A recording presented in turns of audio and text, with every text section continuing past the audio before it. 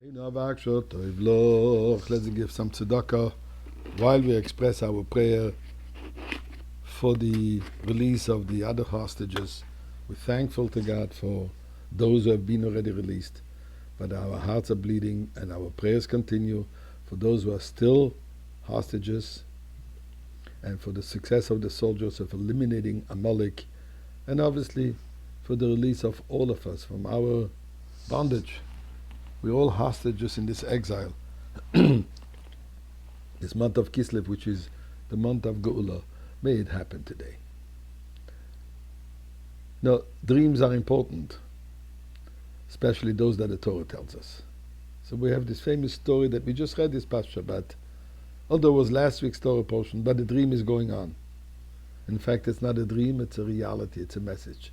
It's our journey. What am I referring to? Yaakov, when he flees Esav and he's going towards his new stage in life, getting married to Leah, Rachel, transformation, a change from being living in a sheltered environment, the environment of Yitzchak and Rivka, and now he has to go and fend for himself. Get a job, get a business, get married, raise a family. A journey of life. Miraculously, he finds himself on Hara Moriah, the mountaintop where the Beis Hamikdash was and will be built. Suddenly becomes night, and he falls asleep. Before falling asleep, he wants to protect himself, and he puts 12 stones around him.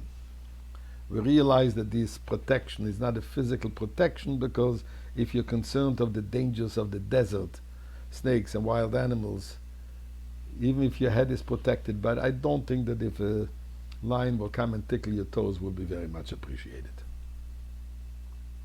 So we're talking about a different kind of a protection. So what was he afraid of that he needed protection?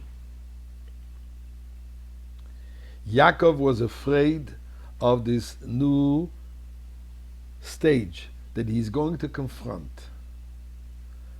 How will I be able to protect my head, my mind, my intellect, my heart, my feelings, that they should not become affected by the adverse environment that he's going to live in the environment of Lavan.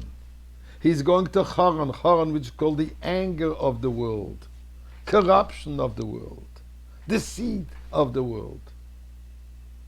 How do I protect myself from that? So Yaakov takes 12 stones. The 12 representing his 12 future children. The 12 tribes. Says, my protection is if I'm surrounded by my children. If my children will continue in the same way that I am going, then I am protected.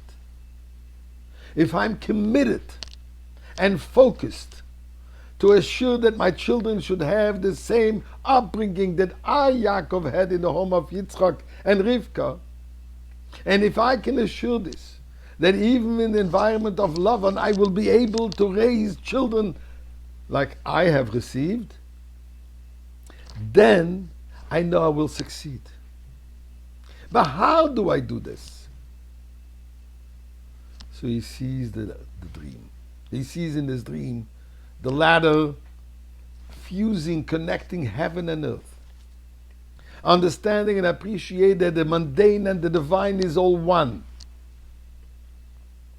And there are angels that are going up and angels that are coming down, representing the ups and downs of life. Yes, life has different moments. There are moments that we're more in tune with the up, with the divine, and then there are times that we are more sunk into the mundane. But we have to know this is the cycle, this is the journey. There's the effort that we have to do. We can, even when we're down, we can go up.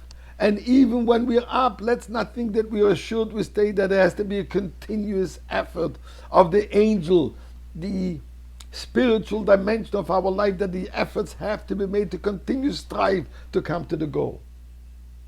And Yaakov is frightened. So that's a fearful journey.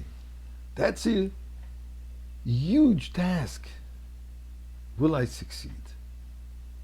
And this is what Yaakov sees in his dream. And this is what Yaakov is dreaming about. And is concerned.